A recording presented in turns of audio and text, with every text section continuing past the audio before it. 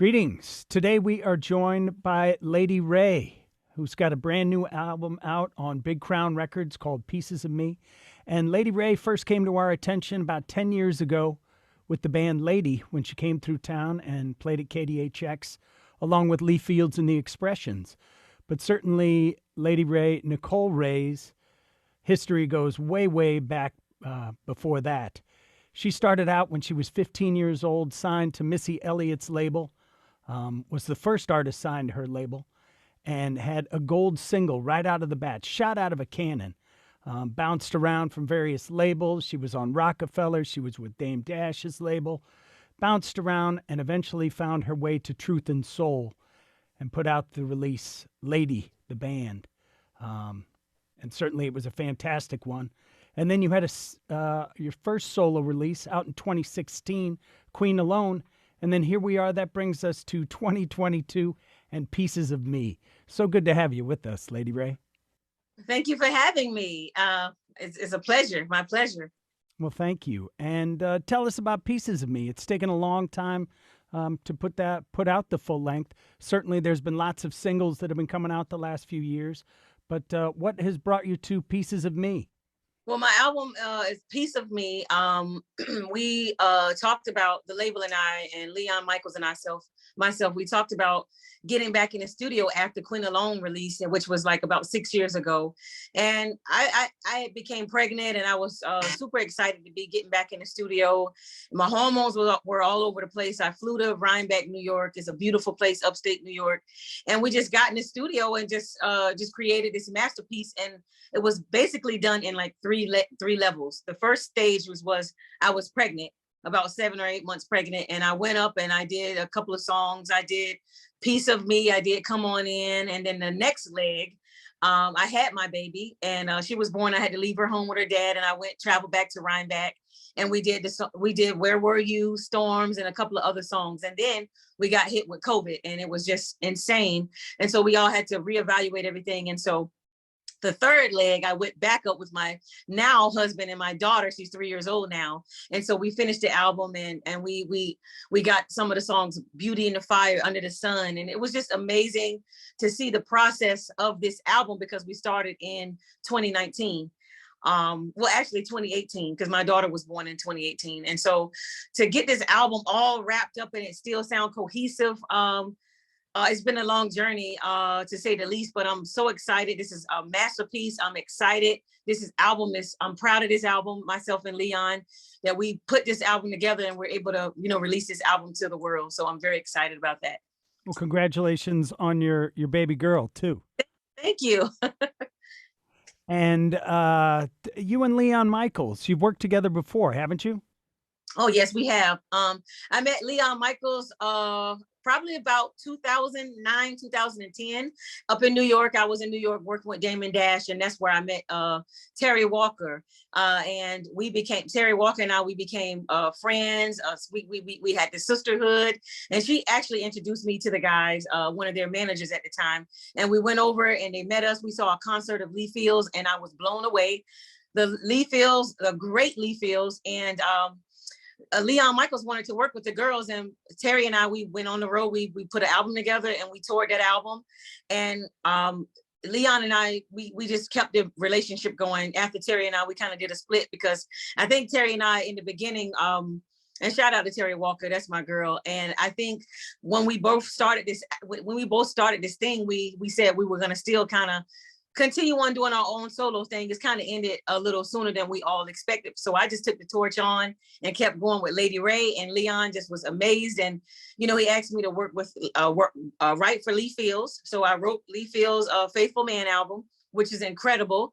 And so we just kept this relationship going, and it was consistent. And I enjoyed that because the industry sometimes isn't consistent. And so I just feel like I had an opportunity, and he opened up his doors, and they wanted to work with me, and it was a live sound, something that I always wanted to do. So Leon has always been there from the beginning. So, and we have a great working relationship. Yeah, I was going to say, certainly the production sounds fantastic on this album. And was just wanted to talk about, how do you and Leon communicate whenever you're putting together a song? Well, we've communicated over the years. We communicate over food. We communicate over hip hop music and just live music and just family. We're very family oriented. So if I don't see him, and when I do see him, we have so much to chat about. You know, it's like that's like my brother from another mother. He's the guys over at the label took in. They're like my heroes. I mean, I feel like they came in at a time when I was vulnerable in the music business. I have been, like you said, my journey. I've been here. I've been there. I've been all around, and I just feel like when I met Leon, he was just like a brother, and he like opened up his doors, and they wanted me to just be creative and to just, you know, be a part of what they had going on. And I think we share a lot of things.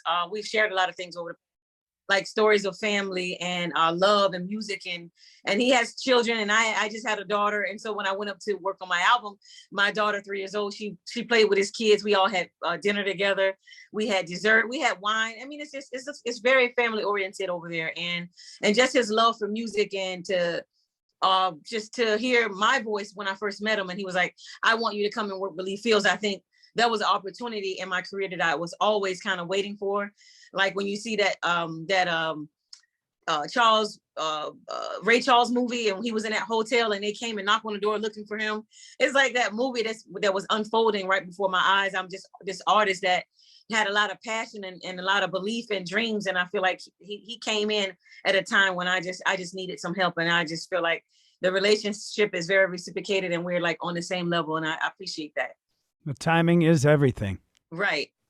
Now, you've been with a number of different labels. What has that taught you about the music business? Bouncing around from labels dissolving, and you just you were just kind of left hanging, for lack of a better word. What has that taught you about the music business? Sometimes it taught me that sometimes a lot of things aren't consistent, and I think early on in my career, I was a teenager, and a lot of people asked me back then. They asked me, did I feel any pressure? And back then I didn't. I think it was all new to me, and I think now this journey that I'm on, I've learned a lot. I've learned a lot from my past. I learned a lot. I mean, I've worked with the best. I mean, I worked with Missy Elliott, Aaliyah, Timberland, like that whole crew. And so I think as a young kid going into the business now and thinking about how it was then, it just was a journey. It was an awesome journey. I've learned like loyalty and just my dreams and me kind of being consistent with myself, I think, over the years, because I think having this high success and being all the way overwhelmed to the top and then kind of plummeting down, and you have to go back to reality. I think reality set in for me is that I had support. My family was a balance there. And so I think for me, it was the balance and having my support of my family and my fans. And I tell a lot of people back in the day, it was no social media. So now we have social media, we have Instagram, we have Facebook, we have Twitter. I mean, you can engage with your fans. And, you know, like when I was on this high and coming down, we didn't have that. And so, and I remember when Twitter and all those things became popular. And I remember just being in the bed one day and just feeling so down and depressed. And a fan just hit me up, was like, Nicole, you know, you need to get back out there. You got all these artists. And it just, I woke up and I took a shower and I got on my phone and I immediately started calling people and I started getting a response. And so to answer your question, I just think dedication and communication and just, and believing in myself and having that wisdom from the past, Missy Elliott and her work ethics. And she instilled that stuff in me today to keep me going and to have that instinct to be in the studio and say, this doesn't feel comfortable. Or I just think I was around the right group of people back in the day to have this awesome journey, to be wise and to be able to control my narrative at this point. And did you learn some things? Certainly, you learned some things musically from those people as well. Anything that you can speak to that you learned from Missy Elliott? Yeah, I think I learned harmonies, and I do a lot of harmonies today. And I do have to pay homage to Missy Elliott. I mean, she was the best at harmonies at a young age. She was in her early 20s. I was a teenager, and we started back in Virginia. That's where I'm from, Virginia. And I think just learning harmonies, I think I probably can say I learned them from being in church as well, but I think I've learned harmonies from her.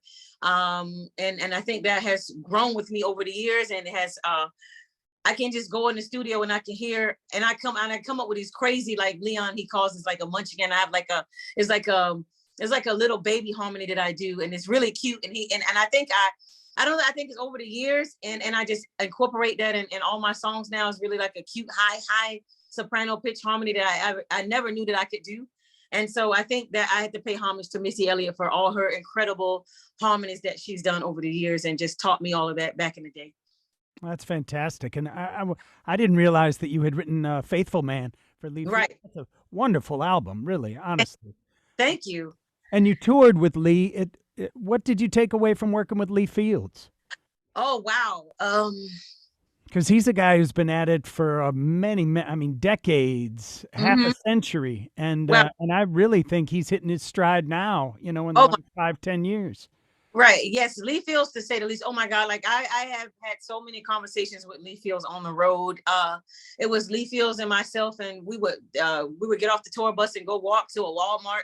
And he would, he's just been so dedicated. And I think just we had the same kind of roots, the church roots, and that strong sense of family values. He's from North Carolina, and he shared so many stories with me about his mom and how dedicated he was to his family, and him having that moving away from North Carolina. We shared those same stories, and I know he's a little older than me. He's a man and I'm a woman, but I mean, I think his dedication and his believing in himself and having dreams and not letting that go, I think that's what we share. And I think that's what I took away from his story, and just him being so talented and being able to handle it and not drop the ball and wear different hats. I mean, Lee Field wears so many different hats. He can be serious, he could be witty, he could be very creative and joking along. And when it's time to sing, he puts his passion. And I think it's the passion for me that we share, and that he's taught me to have passion and to keep no matter what. Yeah, I would say that it certainly shows that you and Lee have spent time together, and that Faithful Man, those words in that album, they sound like Lee wrote them himself. A lot of those things. I would have to say, when Leon Michaels called me, I came back home to Atlanta, and my dad, which is now in his late 60s, and he had been homeless for a few years and had been had a drug abuse, and he had called me around about 2007, 2008, and he came to live with me in Georgia. And so this was around the same time that Leon had asked me to write for Lee Fields, and I had no idea how to write for a man at that age. And I just took my dad's story of his life and his struggles, and him being so curious of the way the world worked now, and Faithful Man, and that story about an older guy and this younger woman is knocking at his door, and he's like, I'm a faithful man. And I just think I took my dad's story and brought it alive into Lee Fields, and that's how I was able to navigate those lyrics in Lee Fields, and also meeting Lee Fields before touring, and just talking with him, and just getting to know him. I think it was very I was nervous to go in the studio and write for Lee Fields, because I had heard his music early on, and I was just like, how can I come into this situation and add myself to this and still bring him alive at the same time. And I think I have to give a shout out to my dad for his story, and that's how I was able to make these stories come alive, to live through my dad through Lee Fields as well. It's the truth. There's truth in those stories of your father, and that really comes through in Lee's music as well. It sounds like honest experience for sure. Thank you. Now, you bounced around. Now you're at Big Crown Records. Would you say you're in control now? I am definitely in control, creative control. I feel great. I'm controlling my narrative. I think the greatest advice that I could have ever gotten in my career is just in my Missy era, I had a manager at the time, and he says, Nicole, you need to become a writer. And I think that's why I can say I'm in control, because I always let everybody else. And I was a kid, so I didn't know how to write. I didn't have any experience. At least I didn't think that I had any experience. But I think over the years of my journey and everything, love, lost, I had, relationships as a young kid. I was in high school, for Christ's sake, when I began my career. I was still in high school, about to graduate high school. I was a senior in high school. So I think for me, I just kind of, I learned as I went, and that's just how it happened, Yeah. Well, what you do now is fantastic. So it has been worth the journey. That's for sure. Thank you. Now you speak, you say "Piece of Me" is very personal, and you say there's a little more of a hip hop influence in this and not straight R&B. How does that hip hop influence manifest itself on the album?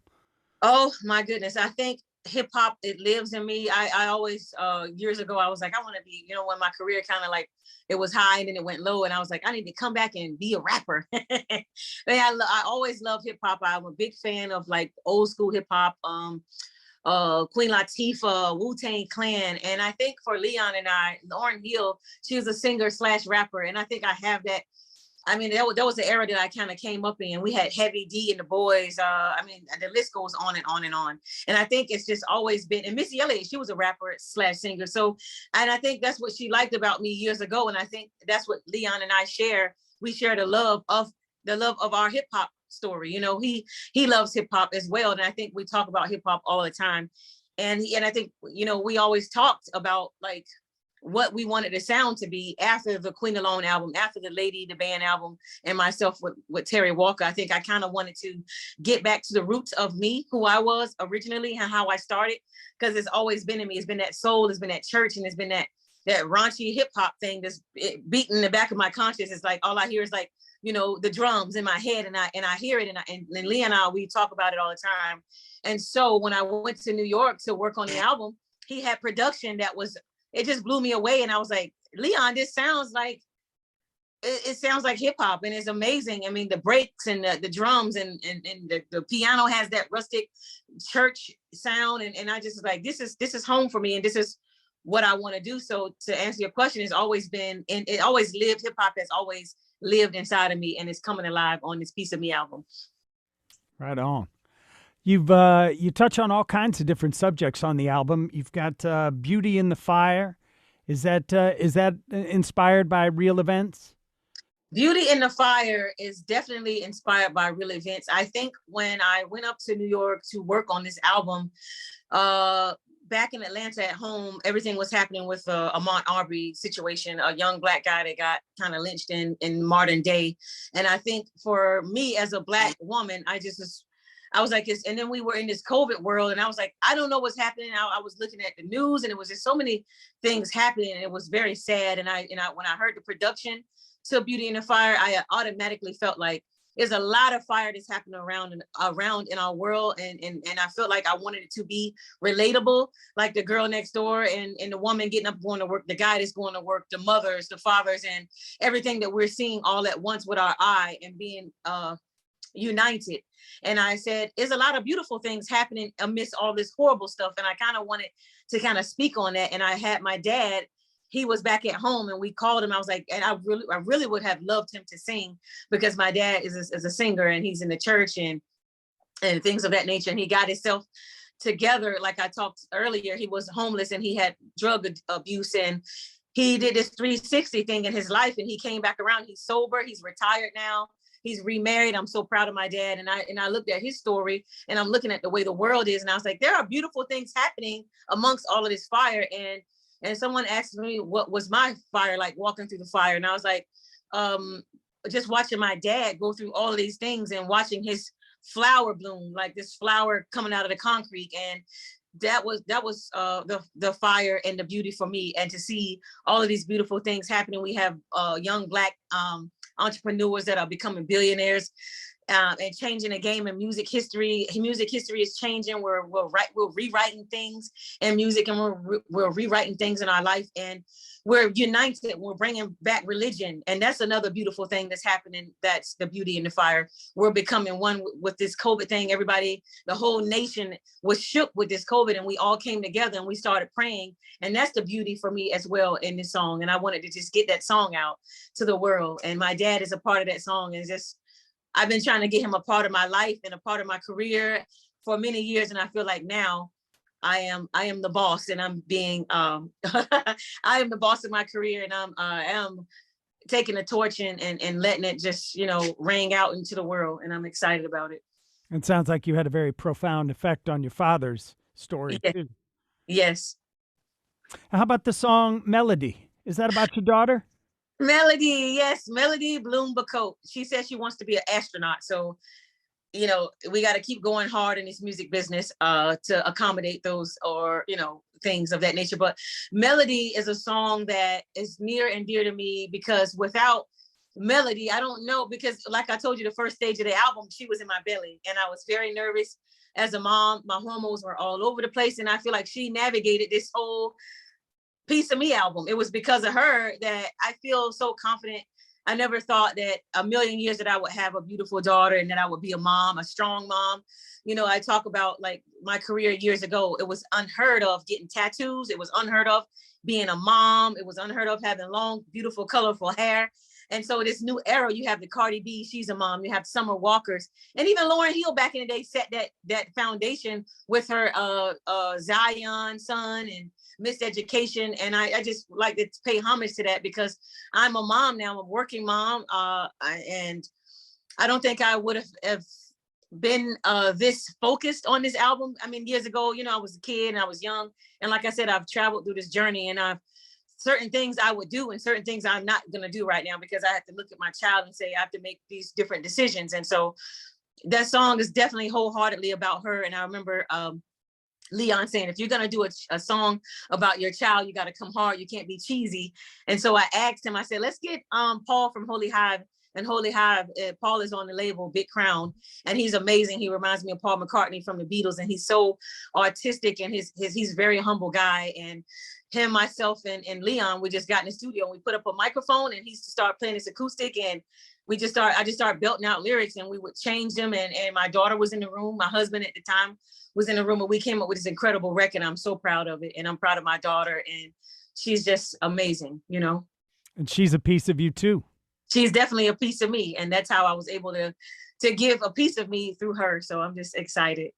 That's fantastic. Now, do you plan to tour? I think I saw on your Instagram tour shows getting canceled, things like that. How's that playing out? Well, a lot of shows are getting canceled, but I don't think my shows are getting canceled. We're putting it in a great aspect of it in the universe. We're going to just speak it out loud and speak it proud. Lady Wray is going to go on tour. I'm going to be doing a few album releases coming top of March. I'm going to be playing Atlanta. I'm going to be playing New York, and I'm going to be playing California.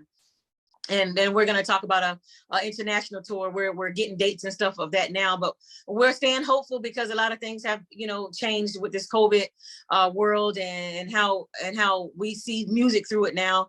And I think everybody's been in the house, and everybody wants to come out and hear something great and to relate and to have a great night. So we're going to put that in the universe, that these shows stay on and stay locked in for the fans and to come. Yeah, there's no substitute for live music. The energy in the room when we're all breathing the same air, there's nothing compares. I agree.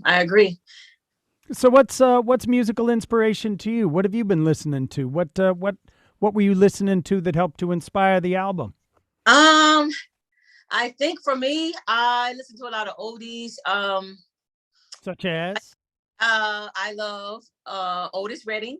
I love Aretha, and I still listen to and I have some new inspirations as well. I have Amber Mark. She's amazing. She's a new artist, and I listen to her music a lot. And Little Dragon has definitely always been an inspiration. I don't know if I said Lauryn Hill is always an inspiration to me.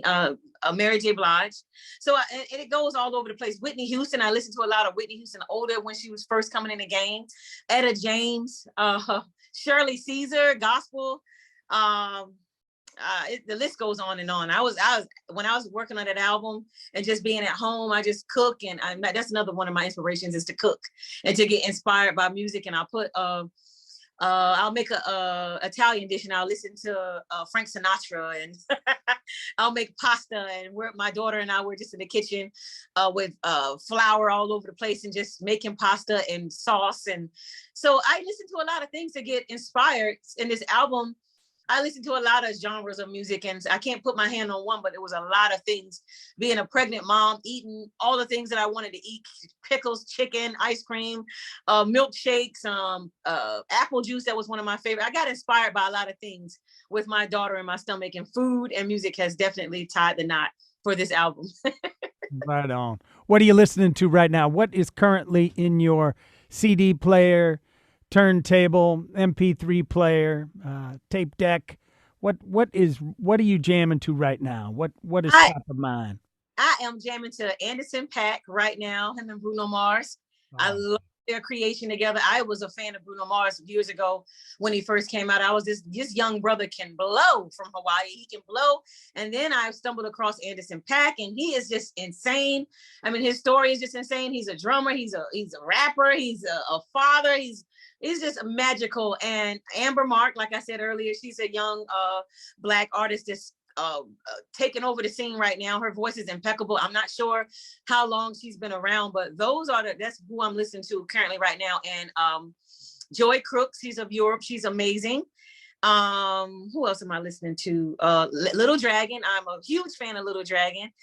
I just like stumbling across new artists. Like I listen to my fans and I hear their stories, and when they stumbled across me, they said, "Oh, I love Lady Wray, and I did not know she was Nicole Wray." And so I got two.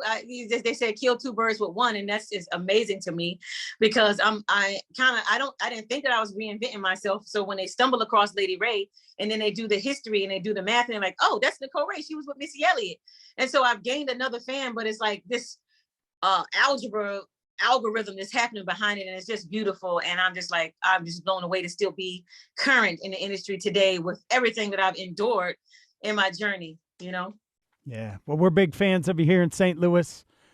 The new album sounds fantastic. We really look forward to you coming through town. Hopefully that international tour happens and you guys find your way back to St. Louis. Thank you so much. I love St. Louis. I can't wait to get on that stage and grace you guys and just feel the energy. Like you said, just breathing in that same room. I can't wait. Well, thank you so much for your time and best of luck. Congratulations on that baby girl too. Thank you so much. Be safe. Take care. Bye-bye. Bye-bye.